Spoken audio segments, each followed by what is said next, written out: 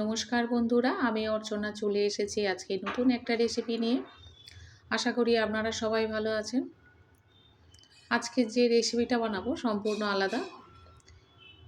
এটা এখন বলবো না, এটা পরে বলবো এটা কি বানিয়েছি।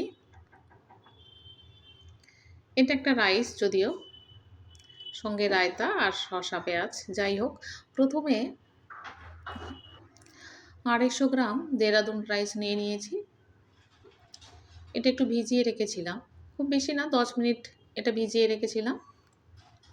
আর এদিকে জলটা বেশ ফুটেছে, গরম জলটা ফুটে উঠেছে। গরম জলের মধ্যে চালটা ভালো করে ধুয়ে দিয়ে দিয়েছি।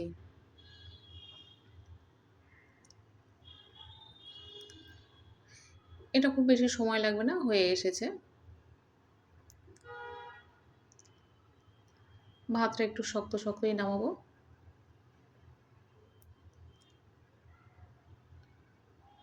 ভাতটা হয়ে গিয়েছে, এবার এটা নামিয়ে ফ্যানটা ঝাড়িয়ে নেব। এরপরে নিয়ে নিচ্ছি 4টে টমেটো, ছোট বড় মাঝারি সব রকমের সাইজ আছে, নিয়েছি। নিয়ে ভালো করে কুচিয়ে নিয়েছি। এটা ভালো করে পেস্ট বানাতে হবে।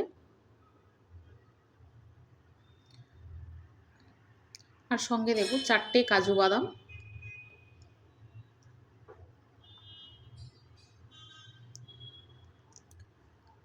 ভালো একটা পেস্ট বানিয়ে নেব। এরপরে গরম কড়াইতে অল্প একটু সাদা তেল দিয়ে দিচ্ছি। আর এরই মধ্যে দিয়ে দেব 2 চামচ ঘি। 2 চামচ দেশি ঘি এর মধ্যে দিয়ে দিতে হবে।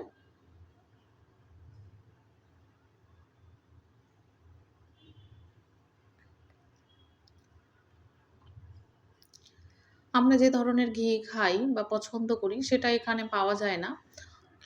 অনেক দূরে একটা বাজার বসে, সেখানে যাই। সেখানে গেলে আমাদের হাওড়ায় থেকে নিয়ে আসে লোক, ওখানকারই লোক এখানে বিজনেস করছে, ওই ঘি নিয়ে আসে। আমরা তাদের কাছ থেকে নিয়ে আসি। অনেকটা দূর, আমরা যেখানে থাকি সেখান থেকে। আর ওই বাজারটা অনেক দূর, বাইকে করে গেলে অন্তত 20 মিনিট লাগবে। যাই হোক, গরম তেলের মধ্যে গোটা জিরে, গোটা মরিচ, তেজপাতা, লবঙ্গ, এলাচ দিয়ে দিয়েছিলাম। তারপরে দিয়ে দিয়েছিলাম পেঁয়াজ, একটা বড় সাইজের পেঁয়াজ খুব পাতলা পাতলা করে কেটে রেখেছিলাম, একসঙ্গে দিয়ে দিয়েছি। আর দিয়ে দিচ্ছি 5টা কাঁচা লঙ্কা। একটু ভালো করে ফ্রাই করে নিতে হবে। পেঁয়াজটা একটু পাতলা করেছি, খুব তাড়াতাড়ি এটা নরম হয়ে যাবে, ভাজার পক্ষে খুব সুবিধা হবে, সেই জন্য পেঁয়াজটা একটু পাতলা করে কেটেছি। এটা বেশি ভাজবো না। যাই হোক, অনেকটা বেশি ভাজা হয়ে গিয়েছে। এর মধ্যে দিয়ে দেব অর্ধেক চামচ রসুন, এর মধ্যে দিয়ে দিচ্ছি। আর দেবো 1 চামচ আদা বাটা।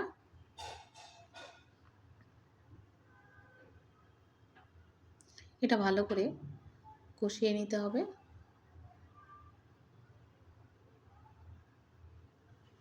রসুনটা বেশি দিইনি,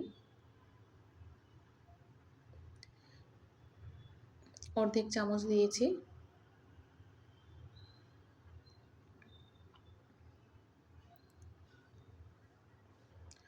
অনেকক্ষণ এটা ফ্রাই করে নিয়েছি।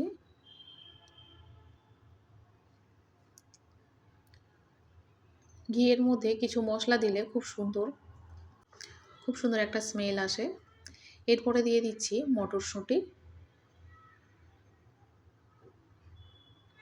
মটরশুঁটিও ভালো করে ফ্রাই করে নিতে হবে।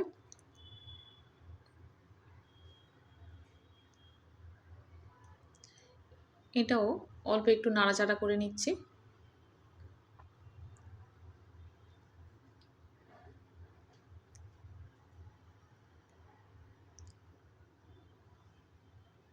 সবসময় তরকারি বা যে কোনো তরকারি হোক না কেন, মাছ হোক, মাংস, ডিম বা কোনো সবজির তরকারি বা সয়াবিন, সবসময় ভালো লাগে না। মাঝে মাঝে অন্য কিছু রান্না করতে ইচ্ছে করে। আর আজকে যেহেতু আমি আর আমার বাচ্চা আছি, হাজব্যান্ড বাইরে গিয়েছে কর্মসূত্রে, কয়েকদিন পরে আসবে, সেই জন্য ভাবলাম একটু অন্য কিছু রান্না করি, শর্টকাটে যেটা করা যায়।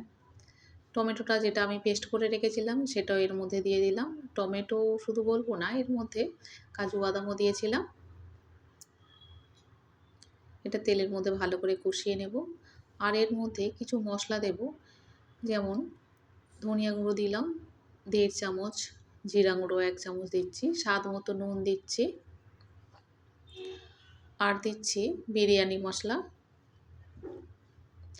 আর লাল লঙ্কার গুঁড়ো 1 চামচ দিয়েছি, আর হলুদ গুঁড়ো 1 চামচ দিয়েছি, সেটা দেখাতে পারিনি।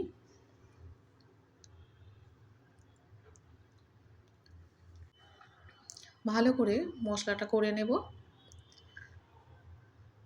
যেন পুড়ে না যায়। আর টমেটোটা পেস্ট করেছিলাম, জল আছে, জলটা শুকিয়ে নিতে হবে অনেকটা। আর দিচ্ছি অর্ধেক চামচ গরম মশলা এর মধ্যে দিয়ে দিলাম। ওটা আগে দেয়া হয়নি, যাই হোক একটু পরেই দিয়ে দিলাম। অনেকটা জল কমে গিয়েছে। টমেটো পেস্ট করলে জলটা একটু বেশিই ওঠে। অনেকটা শুকনো করে নিয়েছি।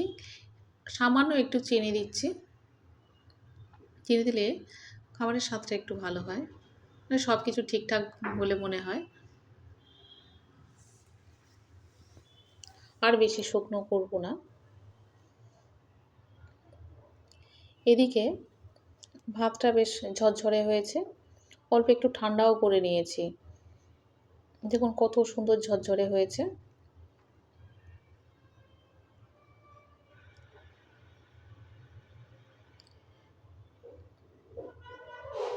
ভাতটা একটু ডেলাস হয়েছিল, একটু ভেঙে নিয়েছি, যাতে কড়াইতে দেওয়ার পরে নাড়তে হবে, সে তখন আর অসুবিধা যাতে না হয়, সেই জন্য একটু ভেঙে নিয়েছিলাম। এবারে ভাতগুলো দিয়ে দিচ্ছি। সব ভাত একসঙ্গে দেব না, অল্প অল্প করে দেব।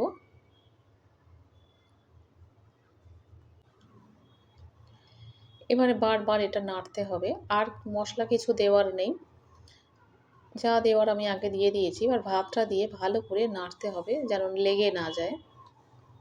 তলায় লেগে গেলে খুব বিরক্তি লাগে, সেই জন্য বারবার নাড়তে হবে। হয়ে গিয়েছে আজকের আমার টমেটো রাইস। আজকের কি রান্না করছিলাম আমি প্রথমে বলে দিই, কিন্তু আজকের আর বলিনি। খুব সাধারণভাবে আমি এটা বানিয়েছি, যেভাবে আমি বাড়িতে বানাই আমি সেভাবেই বানিয়েছি, সবসময় যেটা করি। বিশেষ করে যখন আমি একা থাকি, যত শর্টকাট পাওয়া যায় সেভাবে রান্না করে খাই। আল্টিমেট খেতে হবে। সবসময় আর নিয়ম করে সব রকম তরকারি বানানো যায় না, বা ভালোও লাগে না। এই জন্য ভাবলাম আজকের টমেটো রাইস বানাই, আর সঙ্গে একটু রায়তা বানাবো। রায়তা দিয়ে টমেটো রাইস খেতে খুব ভালো লাগে।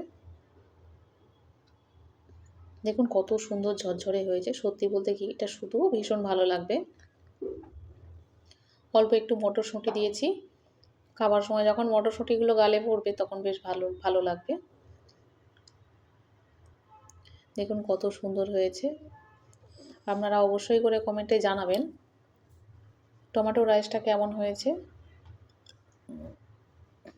এদিকে আমি দই নিয়েছি 100 গ্রামের মতো, পেঁয়াজ কুচি দিয়েছি। বাচ্চা খাবে, না হলে একটু কাঁচা লঙ্কা দিয়ে দিতাম। ও তো কি বলবো, রায়তা তো ভীষণ পছন্দ করে।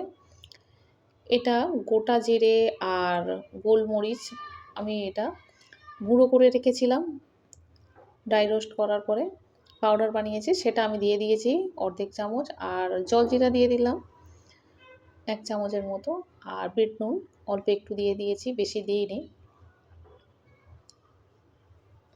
সামান্য একটু দিয়ে দিলাম। যেভাবে রায়তা বানাই আমি, এর সঙ্গে শসা দিই, আজকের আর শসাটা দেওয়া হয়নি। দারুণ লাগে পরোটা, আলু পরোটার সঙ্গে এই ধরনের রায়তা ভীষণ ভীষণ ভালো লাগে। হয়ে গিয়েছে টমেটো রাইসের সঙ্গে রায়তা। পেঁয়াজ নিয়েছি আর নিয়েছি শসা। আমি অর্চনা, আপনারা দেখছেন মাইসেলফ জিতেন্দ্র। অবশ্যই করে লাইক, শেয়ার এবং সাবস্ক্রাইব করবেন। দেখা হবে আবার পরের ভিডিওতে।